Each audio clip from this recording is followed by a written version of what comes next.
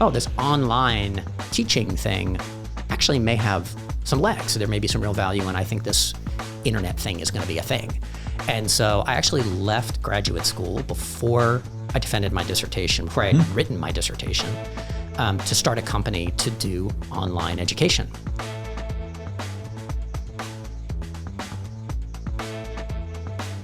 Welcome to Triangle Tweener Talks, a weekly podcast by builders for builders where we explore the startup journey from the idea to the exit and all the lessons in between, with an exclusive focus on founders from the Triangle region of North Carolina. Now here's your host, serial founder and general partner of the Triangle Tweener Fund, Scott Wingo.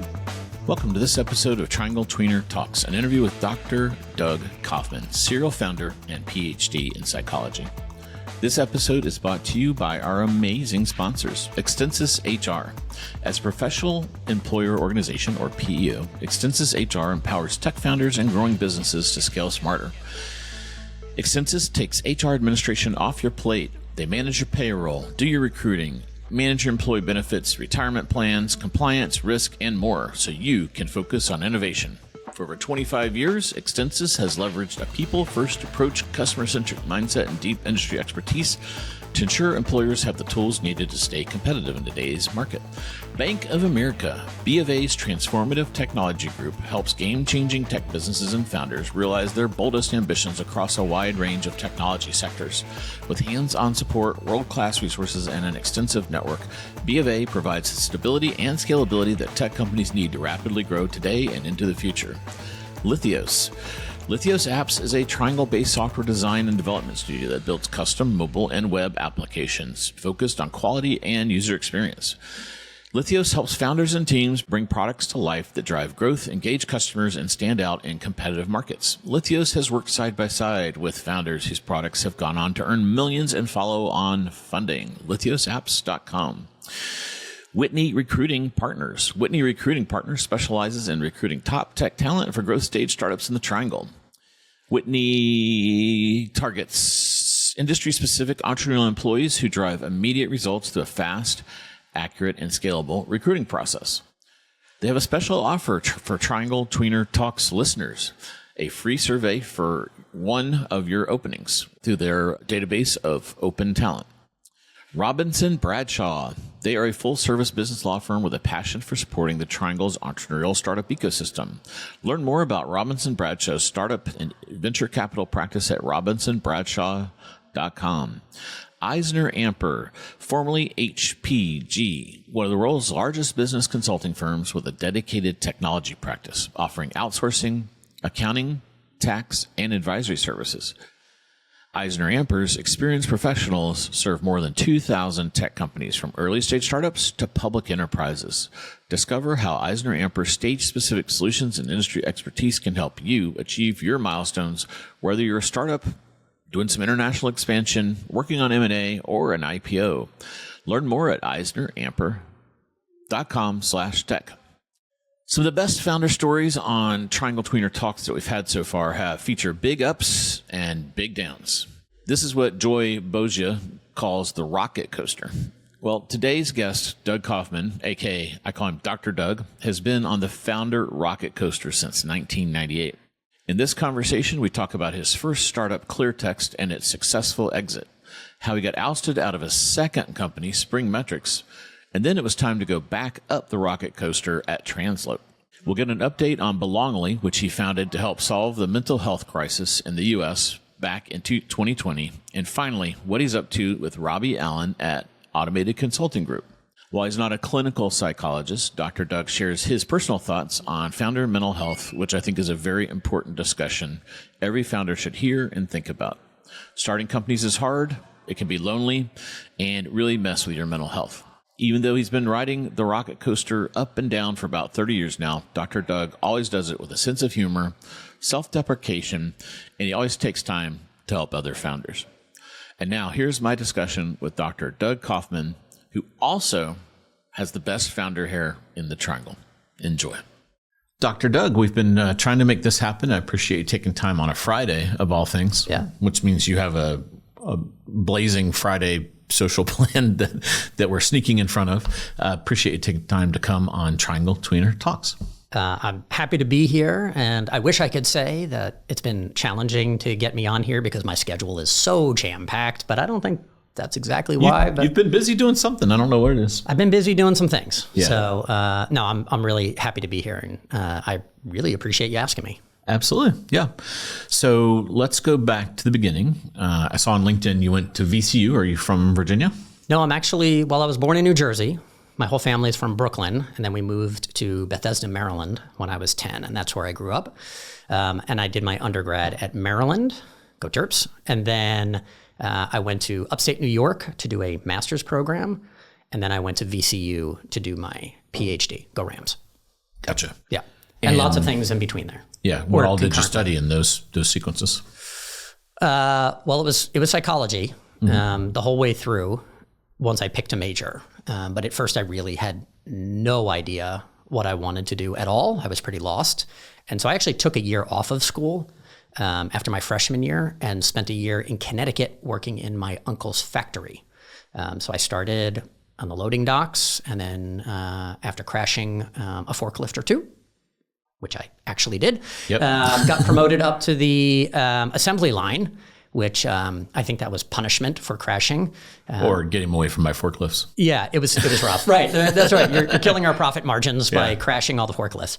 So I was there for a year and then ended up going back to school. It took a little while, actually, for me to get settled into University of Maryland. And I didn't really know I wanted to do psychology. I thought I did. And I asked a professor of mine if there was any way or any internships he knew of or any ways I could get some experience to see if psychology is what I wanted to do.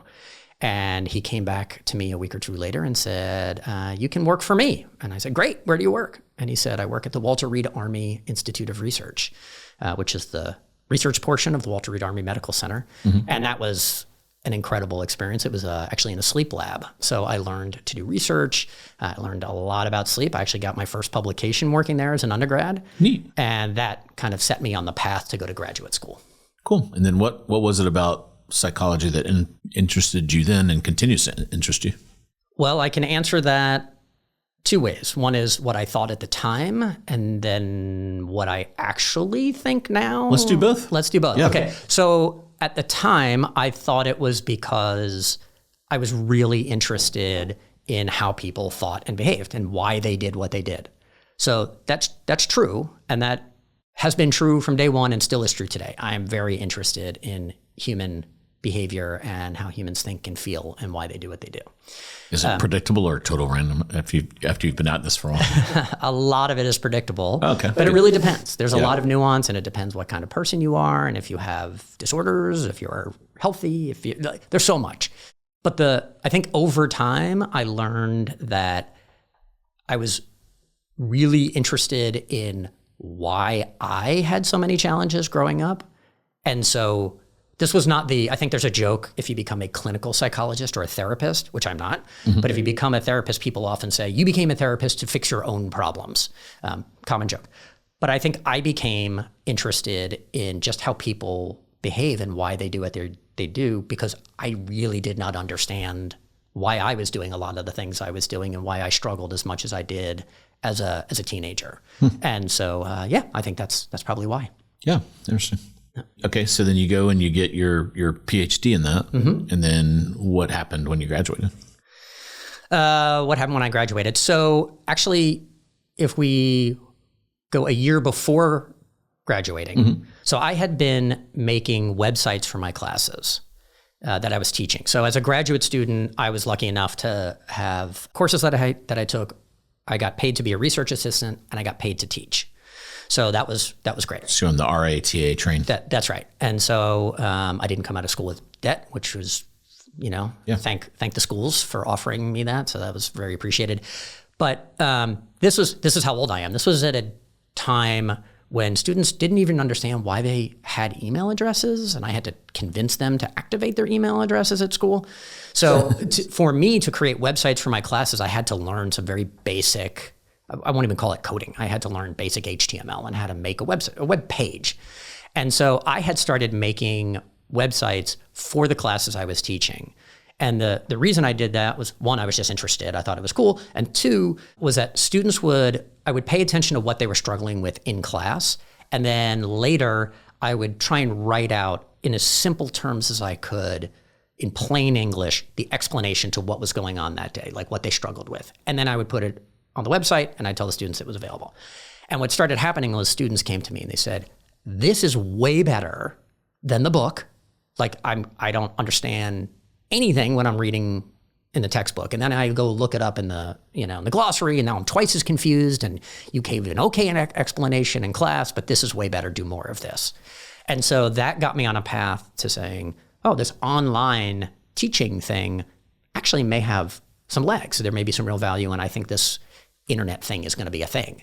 And so I actually left graduate school before I defended my dissertation, before I had written my dissertation, to start a company to do online education. Interesting. Yeah.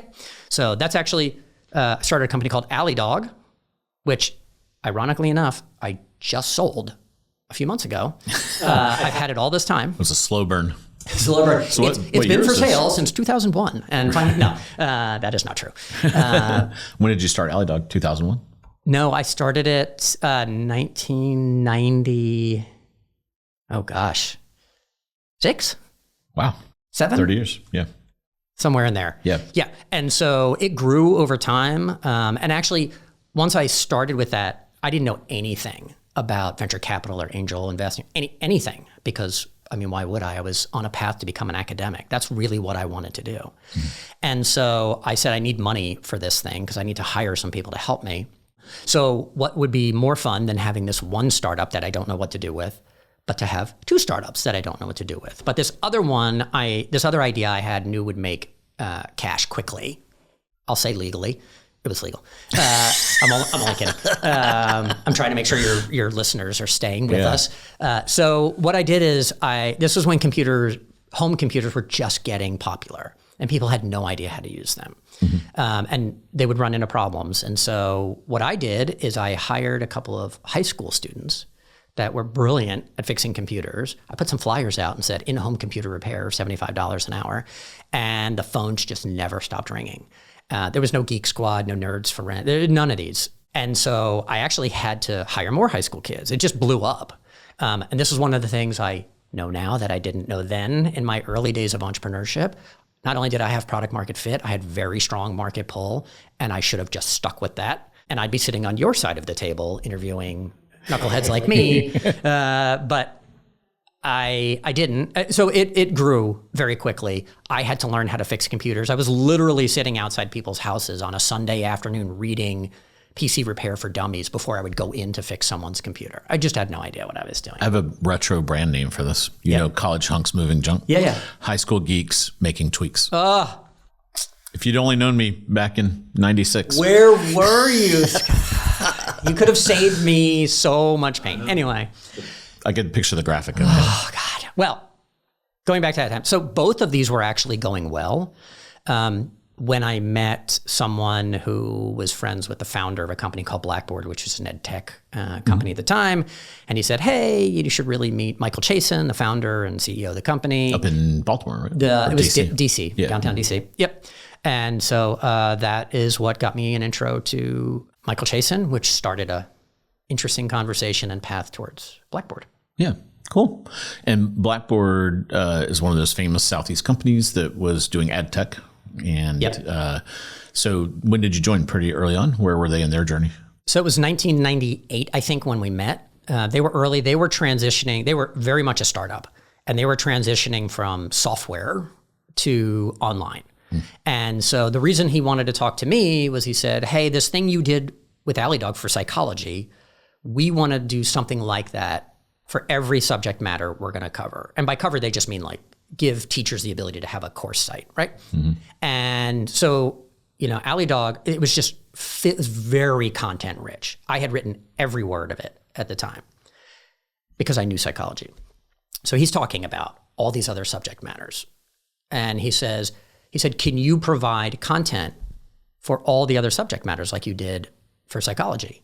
And I said, well, how many subject matters are you going to cover? And he said, 253. And I said, that's not a problem. And of course, Alley Dog was me and no one else. And there was no chance in the world I could provide content for all these things. But I knew I wanted to be part of Blackboard. You could just tell it was a rocket ship. Did they try to acquire AlleyDog? No, it was, I said you could very have sold it sooner if, I know. See, if they had. Scott, where oh, God, the pain I'm feeling. So at first it really was a content licensing deal. Okay. Oh, interesting. And so I'm saying, no, I'm keeping, AlleyDog, that's fine. And then very quickly they said, let's not do this licensing thing. Why don't you just join Blackboard and let's go. Yeah. And so that's what started it. And it was beyond what I could imagine going in. One, because I didn't have a lot of experience with startups. But I will tell you on day one, this is how fast growing it was. Day one, I come in and they say, okay, we have a seat for you. And they bring me into a conference room. And it's a big conference table and there are people at every seat all around. And they are shoulder to shoulder with laptops. And I walked in and I thought, oh, there's a meeting going on here. Why are you bringing me in here? There's a meeting. And he said, no, that's your seat. And I sat down. I was like, okay, what's going on? And they were just growing so fast, they could not keep up with space. And so we just filled every nook and cranny. And so I actually went from there. I got upgraded to a desk in the hallway before I ultimately got into an interior room with 3 other people. There were 4 of us in essentially a broom closet that it was so small and we generated so much heat that we had to remove the ceiling tiles because we were just overheating. Yeah, to create a little updraft in there. Yeah, so you could tell that I say that because that was my first experience with a startup that had product market fit, market pull, had a business model that was working, was well-funded, exactly the right time in the market. It just had everything, a great leadership team. It just worked beautifully. Yeah, I tell a lot of kids out of school, one of the best things they can do is join a company like that. Like absolutely. Here in the Triangle, join Levitate, see an entrepreneur operating, and you can just learn so much osmosing from that. Were you able to be close enough to the founders to kind of see how they were doing things and get some good learnings from that?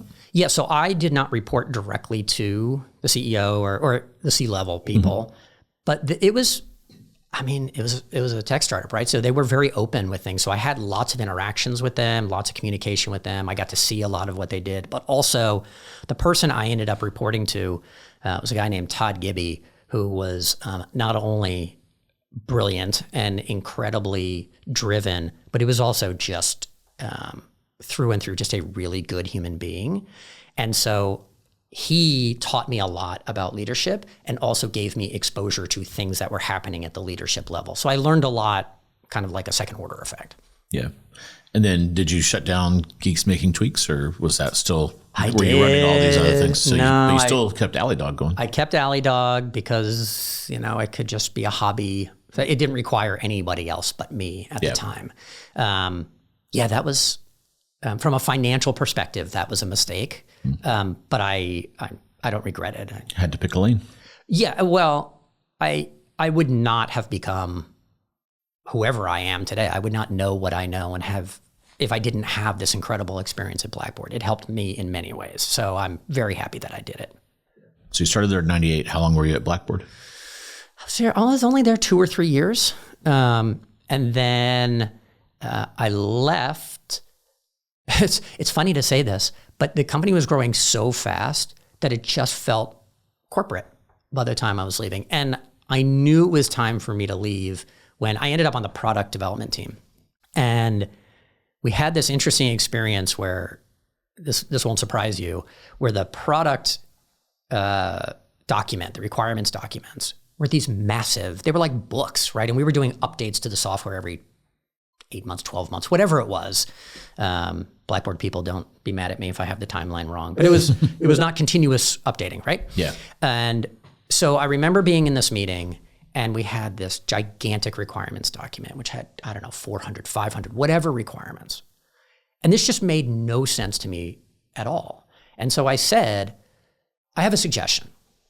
What if we pick the 10 features that we think will have the biggest impact to our users and will catapult us in the eyes of our users, in the eyes of teachers and academic computing professionals and students, that just made them say, thank God we have Blackboard, because they did these things and they did them better than anybody else. We don't need 400 features. Like, let's just do these 10 things amazingly well. And I remember the person that was the head of product development at the time looked at me and he just thought I was crazy. He was like, we can't do that. That's ridiculous. Let's move on. And he just dismissed it out of hand. And that was not the way Blackboard went. You didn't just dismiss people like that. And I was like, it's definitely changing. It was fine. Everybody was good. But I said, yeah, it's probably time for me to move on. Yeah. And so I left at that point. Yeah. And then did you have the entrepreneurial itch after that? And like, okay, I've seen how this is done. Now I can do it. Oh yeah. 100%. I mean, I would have left shortly after that anyway, because I was getting to the point where I felt I was ready to do something. So that's actually when I had gotten married at that time, and we moved from the DC area to North Carolina. Ah, okay. And so that was 2002. Gotcha. And was that before you left or after? That was right after I left. Gotcha. Right. And why North Carolina? What brought you here? So we did kind of the standard thing, which was we can go anywhere we want. Let's start with the entire United States. And then we started eliminating places for things like, well, both of us have family on the East Coast, so we probably don't want to go West Coast. And we probably want to have a kid at some point, and we probably don't want to be too far from family. Okay, so that's east of the Mississippi. And then, we just started eliminating and then saying, what are the things that are most important to us? And this area had education, quality of life, proximity to things that we cared about. And then what actually tipped us over the edge, because we were looking at Richmond, where I went to grad school. We were looking at Charlotte. We were looking at all of these different places. We had it narrowed down to maybe 3 or 4. And we had a family friend who lived in the area, and we came to visit, and the people here were so nice, right? They were just so welcoming that we drove out, and both of us, as soon as we were driving out from our visit, said, this is the place. We just have to move here. So we did. So we packed up and moved. Cool. And then which part of the triangle did you land in? Well, we came from an area north of North Carolina, so we ended up in Cary. Yep. Part of the collection area for relocated Yankees. Yep. But I stand by the fact that where I grew up was below the Mason-Dixon line, so not a Yankee. I'm just saying. Okay. I want that on record, Scott. If you self-identify as a not a Yankee. Yeah, that's right. We actually had this discussion earlier. And she's like, Becca, said, what do you call a not Yankee? Is like a Southerner. And I said, or God's people. Yeah. So. Oh, there we go. All right. I like it. I know what I'm dealing with now. All right. And she's from Philadelphia, so I got lots of eye rolls. rolls. Oh, geez. All right. Yeah. Well, let's not go there. So at this point, you're thinking of starting your own company. Did you have an idea, or did you start like poking around on ideas? I had kind of a laundry list of ideas, right? My approach to ideas was pay attention to things that either bother you or you think don't work the way they should. You have a better, and just write them down. Just keep a list. And so I landed on an idea that started forming while I was at Blackboard, but didn't take shape until later. So when I was at Blackboard, one of the things that I saw was that, and again, this is partly because of timing, like what year was it, where teachers would update their announcements for their courses. So for example, let's say a teacher says, I have to cancel class today. Mm-hmm. Okay. They go and they type the thing and it shows up. It used to show up as an announcement on the course site, but it just sat there. So students had to go and check their announcements. And if you're in between classes or you're running from one class, that just never happened. And so I thought there were a whole host of things like that in Blackboard that were time sensitive, or students just wanted faster than having to check all the time, like their grades. Wouldn't it be nice when the grades enter in a grade book, they just sends to you and says, here's what you got on your test. So I started saying, I wonder if I could create something that send information to people in real time, because text messaging was just starting to be a thing. And so I built a company called ClearTXT that integrated with Blackboard and other things, and would take information from inside Blackboard, or you could type directly into our product, and it would send from one to many. So it was an early one-to-many notification system. Mm-hmm. Neat. So was Blackboard okay with that? Yeah, they were great with it. had no problem with it. I mean, they had a way to connect with them at the time. So we were legit. We were a partner. We did things all the right way, and we were able to connect. I mean, now we talk about APIs. So essentially just an API that allowed us to pull in certain information that wasn't walled off and send that to students who signed up for it. Cool. And we also were able to do one-to-many notifications from the school. For example, if it's a snow day and they're closing school, an admin could just go in, type a message, and it would send to everybody at the school. So, 1 to 50,000 people all of a sudden. And that was, versus that was watching the novel. scroll on the TV. Yeah, that's right. So that was a novel, a really novel service and product at the time. Yeah. Cool. Did you do venture capital, or this was self-funded, or just you hire a team? It was self-funded. We had a team. So go figure. We actually hired based on revenue that we generated. Mm-hmm. It was exciting. It was interesting. And we had so many challenges, some of which were just off the wall challenges, which kind of helped me learn that you never know what in the world is coming. I'll give you a quick example. Mm-hmm. So I was working on a deal with one of the mobile providers. I think it was Verizon at the time. And I had to fly one morning up to Jersey or wherever they were to meet with them. And so the night before, I get a call from a university, like the head of police. And they said, we had a shooting on campus. We need to notify everyone to just stay put, all the students. And we're trying to use a system and it doesn't seem to be working. And I was like, okay, let's get on the phone. I got on the phone and it was all fine. Like the system was working exactly as it should. Sent it, said, yep, looks like it's sent. We're all good. Thank you, Doug. Go back to sleep. Went back to sleep, get up the next morning, get on a plane, go to Jersey.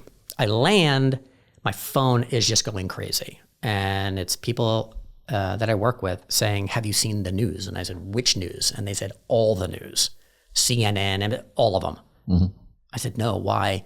And they said, because the chancellor or dean, whoever it was at LSU, is on television saying they had a shooter. They tried to notify their students using ClearTXT. So they named the product and it failed. And so their students were basically in danger because they had their systems in place, but the system failed. So I spent that day going in and out of the meetings, like excusing myself from the boardrooms and, calling what's going on, what's happening. The system did not fail. It was an error on their side. They actually set the system up in a way we told them, do not do this. It was a double opt-in thing. I won't go into it and bore everybody, but it didn't fail. And ultimately he had to retract, apologize, and make himself available to all of our customers to explain what happened. The point being, like, you just never know.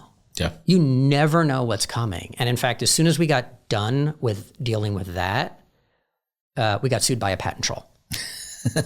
So, small companies, small things can put you out of business.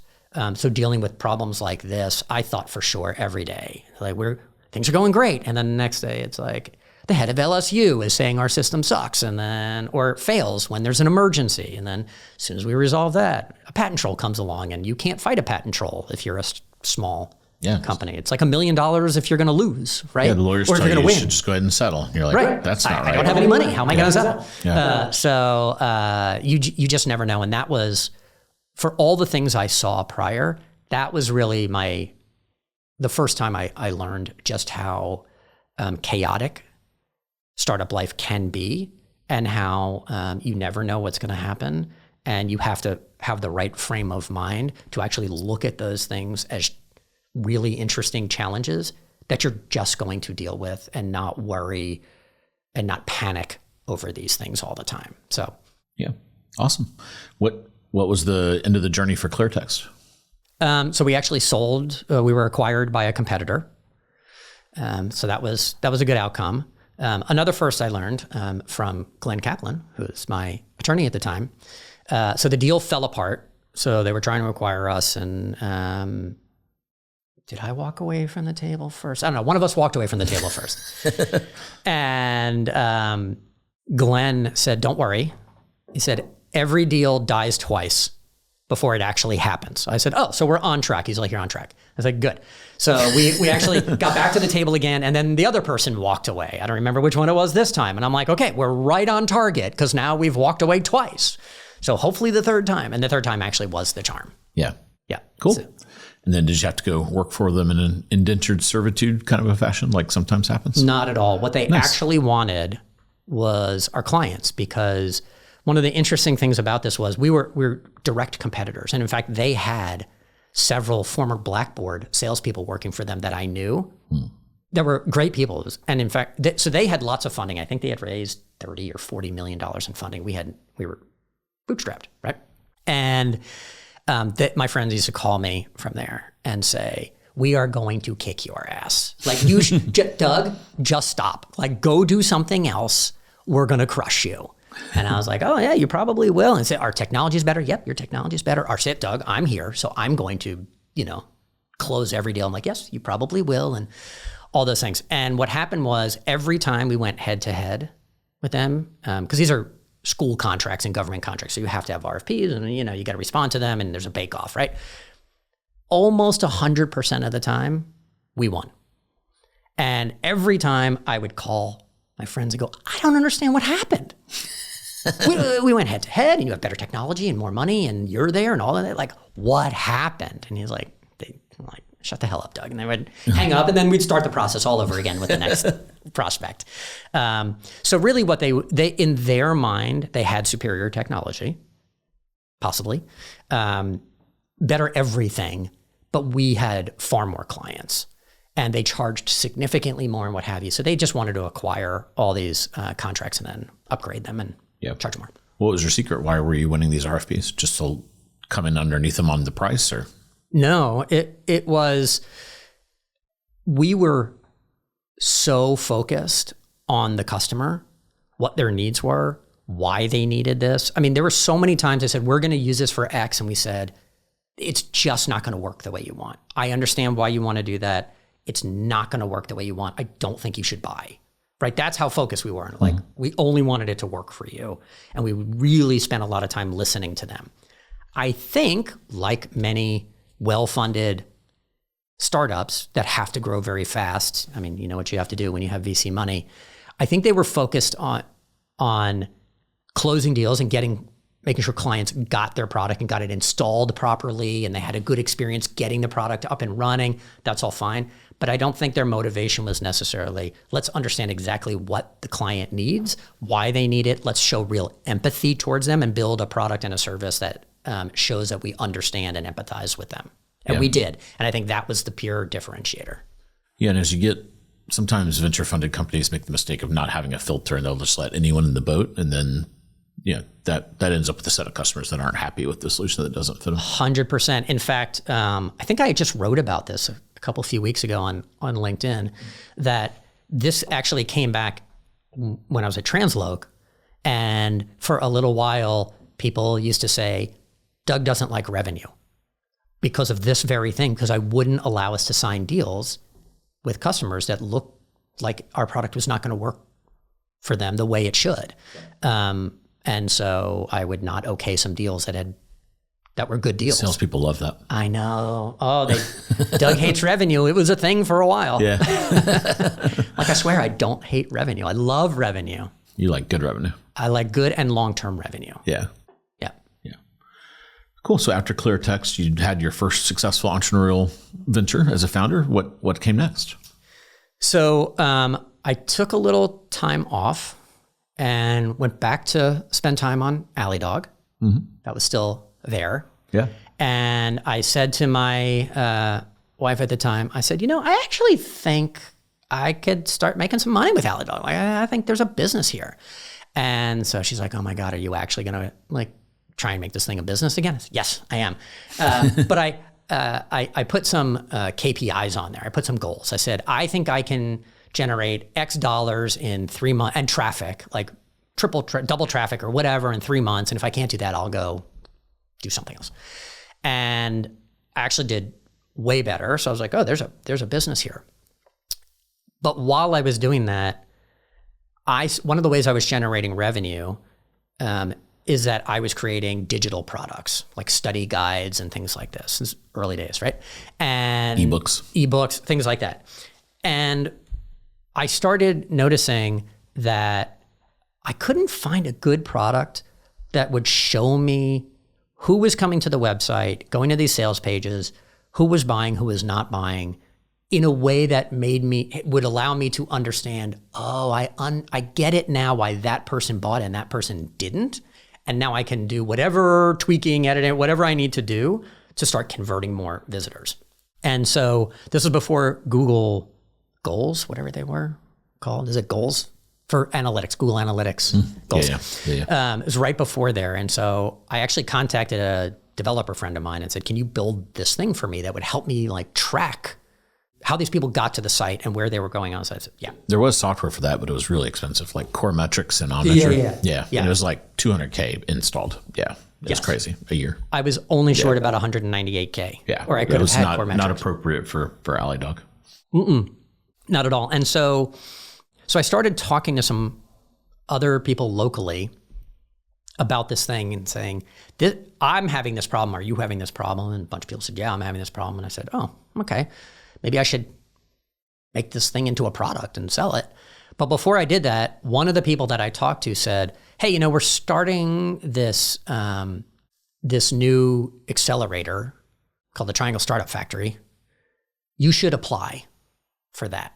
Mm-hmm. And I said, well, things like that are really for like first-time entrepreneurs. This is before they got really popular. And those are really for young entrepreneurs, and I'm a seasoned entrepreneur. I just felt old, actually. And I said, and I don't have anything yet. All I have is an idea. And so they were like, just pitch. Just pitch. If you don't get in, you don't get in. I said, okay.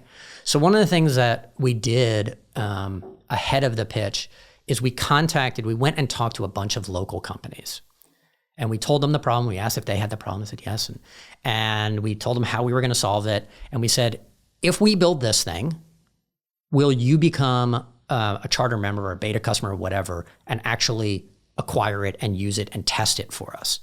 And if they said yes, we actually had them sign an agreement. And so we went to the pitch and we told them, I pitch, here's the idea and the problem people are having and all this stuff.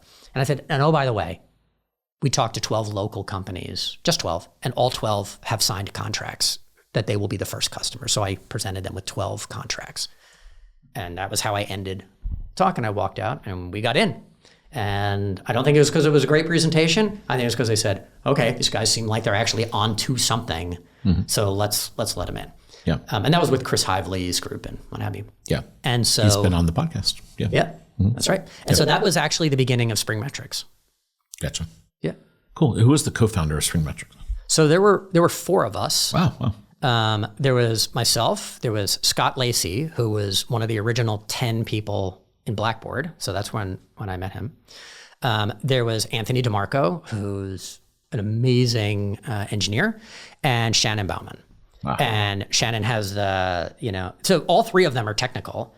Shannon's more on the product manager side, and he had just come out of, the famous Google product management group. So there were 4 of us. Yeah. How'd you get connected to Shannon? Someone locally introduced us. I don't remember who that was. It's possible it was Lee Buck, but I honestly don't remember. No. But we had talked for a little while about doing something together. He had some ideas, I had some ideas, and then this is the one that sort of stuck. Yeah. Cool. So tell me about the Spring Metrics journey. You're in the startup factory. You're accelerating. we were accelerating. So we went from idea to alpha product, I guess, in a couple months at the time. And, one of the interesting things that was a fun experience. We were one of the first tenants in the American Underground, and lots of other startups there. It was great energy. Working with Chris Hively was amazing. And one of the things they did is they said, we as the startup factory, we're going to invest in one of these companies that we've brought in here. And we ended up being the one they invested in, which was amazing. Certainly helped when it came time for demo day. So like people know with Y Combinator, right? Yeah. Your listeners certainly know Y the way Y Combinator works. And so we worked hard to get an alpha product together and then pitch on demo day, which was in Bay 7 at the Underground. It was great. And I think I was there. I was probably there. Yeah. I remember this. Yeah, it was great. And there was a networking event afterwards where above the floor where we pitched, we were allowed to set up booths. And so I thought we had a really good pitch. So I did the pitch. Everybody like helped. We had built some features that were kind of magical looking, which certainly helped. And then it was nice we were able to say during the pitch, we're raising X. We've already soft circled this amount, including that we're the one that the Triangle Startup Factory invested in. So if you'd like to talk to us about investing, we're up there. And that really helped tremendously. Cool. And then what was that round like, that first round? Do you remember? I don't remember the exact amount we raised. It was all local, except one VC out of New York, Jay Levy. And that was also an interesting experience because multiple local investors really wanted to be on the board. And I really didn't want a lot of people on the board. And they were insistent to the point where literally they would do the old, well, here's the check that I'm sliding across the table. All you have to do is say, I can come to the board meetings. And I'm like, oh my God. So one of the things that I learned from Chris Hively during that process, which really helped with learning how to negotiate going forward, is that he said, Doug, you have a lot more leverage than you understand. And I'm like, but Chris, we really need the money. And he's, pushing a check for $250,000 across the table. And if I don't say it, he's like, Doug, you have more leverage than you think. And so I never forgot that. And I took a step back and really tried to understand, like, what is he saying and why? And Brad Feld and Dave Cohn, actually from Techstars, had come and talked to us at one point, and Tom McMurray, who was a while back, he was managing partner of Sequoia. So all these people came in, and I was able to pick their brains on, do I actually have leverage and why? What does this actually mean? So it was very helpful to learn kind of where you are as an entrepreneur when you're raising money and understand how appealing is my company? Do I have leverage? Do I not? Where's the sweet spot? Like getting all those factors together. That's, I think, where I learned it was in that experience. Yeah. And just to orient people, we're in 2010 in this part of the timeline. That's right. Yeah. Yeah. Okay. So then walk us through what happened at Spring Metrics. You guys did a pre-seed of, we didn't call it then pre-seed back then, but what we'd currently call a pre-seed. You did a smallish round. That's right. With Startup Factory doing a chunk of that. That's right. Do you remember how much that was back in the day? I actually don't remember. Yeah. I think I have maybe repressed this because of some PTSD associated with it, which we can talk about in another time if you'd like. Founder PTSD. I definitely had some. And if you're interested, I can tell you how our first board meeting went, which was our first board meeting right after raising money. I actually knew I was going to get ousted as CEO. Wow. How fast did that happen?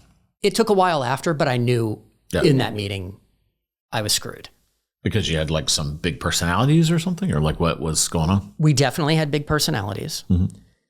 They did not agree on things themselves. So they had disagreements about things. And how'd your board get so screwed up? Well, I mean, a board meeting is a CEO's meeting, right? And so I will have to say it's me. I mean, I allowed too many people on the board. I didn't have the right configuration of people on the board. I lost control of it simply by allowing that many people on the board. It was out of control. Is this like 10 people or like No, 4? It was like 5. 5. Okay. Not include 3, 1, 2, 3, 4. Yeah, it was like, I think it was 5 investors. So that is a lot. Yes, it was. Usually you get like one lead investor gets a board seat. Of course. I know this now. Yeah, I know this. Again, Scott, where were you? I needed you in every single startup I did. I thought mistakenly that I would be able to really manage this.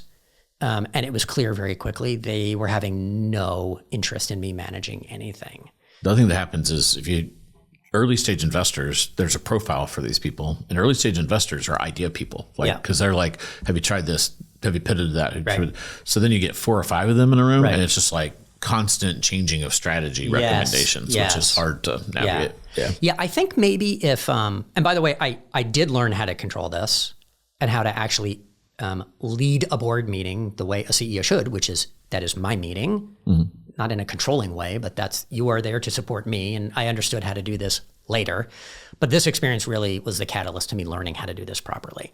And so the short-ish, at least in Doug speak, version of what happened in this board meeting is we were prepping to launch our product for real. Like we were testing it and testing ads and getting people to sign up on a wait list and all these things. And the timing of the board meeting was that we were supposed to have it launched right before the board meeting. And we ended up being 2 weeks late. That's it. Launching software 2 weeks late is actually not that bad, right? It's very common. Very common. So we get into the meeting, we sit down, and I say, okay, I'm going to show you where we are in terms of acquisition, customer acquisition, and all the things. I said, but we have to keep in mind, we were delayed getting the software out. So everything, I'm basically wanting to shift everything 2 weeks. If we want to try and overlay the projections with the reality, there's a 2 week delta. And this is what it would look like there, right? And so I tried to explain this. And one of them says to me, oh, so you want a mulligan? And I said, I don't think that's what I'm asking for. I'm just trying to explain the numbers so we're all on the same page. And they really beat me up about this. Yeah. That wasn't what did it. What did it was we were doing inbound marketing early on, right? We were doing content marketing. So we did not have a bank of salespeople dialing for dollars. And again, mind you, the product had actually been out 2 weeks. So it was supposed to be a month. We were 2 weeks late. Product was actually in market 2 weeks. Okay, that's it. And one of the board members, as I'm presenting this, turns to me and says, so when are you going to admit that this inbound marketing thing doesn't work? I said, as soon as the data suggests that it doesn't work. Of course. I said, I'm not wed to this approach. This is what we're going to try. And if it doesn't work, we will iterate and we will find the path. He said, it doesn't work. You already have enough data. You need to get salespeople. And this one person in particular, just beat the shit out of me. Yeah. Hammered you on it. Hammered me. And the others, and the others did not stop. Did not stop this person. They sort of got shifted over to his position. In psychology, we call this the risky shift. A risky shift. Risky shift.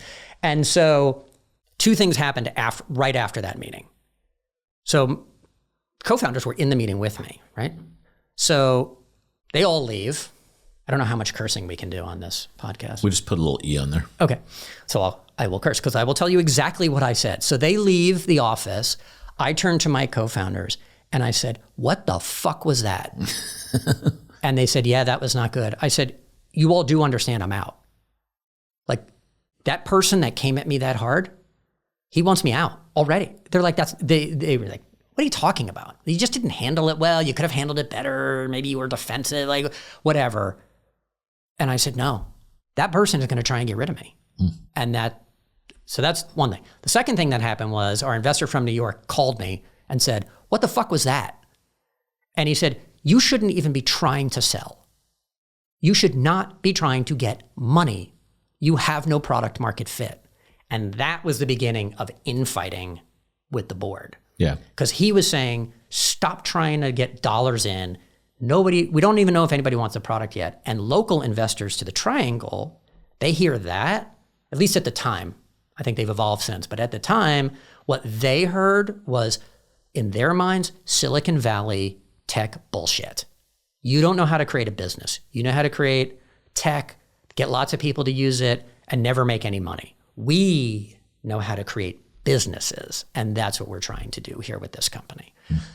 They just never, I could not bring them together. Even with a PhD in psychology, I could not bring that board together. Yeah. So that was the beginning. It took a while. It took like another year and a half, something like that, for me to actually step aside at their request. But did you end up raising more money in there? Because that's probably not enough money to get you We were trying to raise another round, and I was struggling because some of the existing investors said, I'm in, and some of them said, I don't know that I'm in yet. And that was really challenging. And so what happened was I was really not dealing with it well.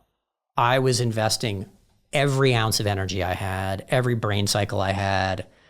It was incredibly challenging for the entire time, like emotionally exhausting.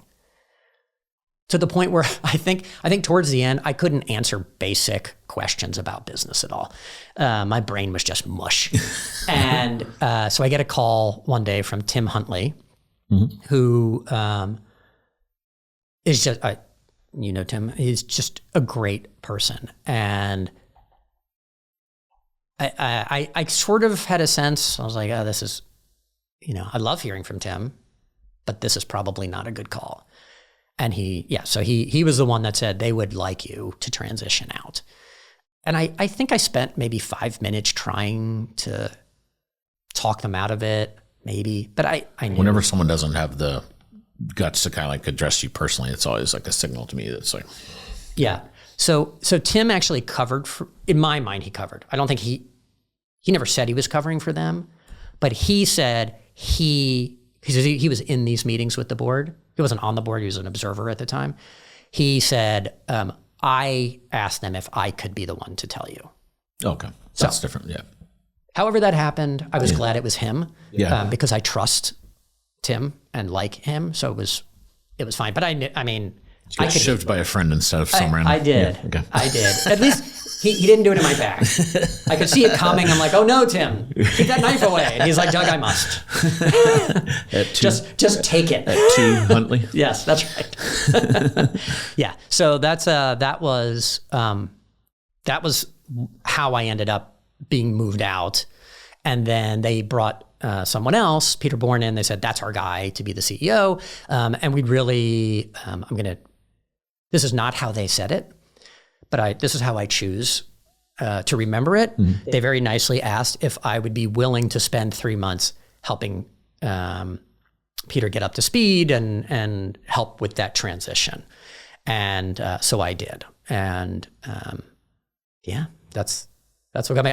Look, I don't think they were wrong to do it at that time because I really was in a bad way. I had hit all the founder burnout and emotionally challenged. And even with people like Scott Lacey, who was my co-founder, who has known me since I was the Blackboard days and is a very good friend of mine and knows me really well, he tried to help me for sure. He's like, Doug, you're not dealing with this stuff well. You got to take care of yourself better. And I'm like, yeah, I'll take care of myself when I'm dead. It was sort of that thing. I'll sleep when I'm dead. It was just I was doing all the wrong things.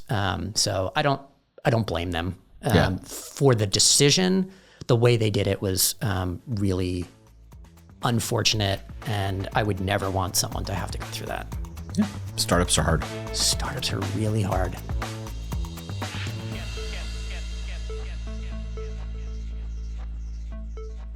Thanks for listening to part 1 of this 2-part episode series of Dr. Doug Kaufman. We're going to pause here for this week.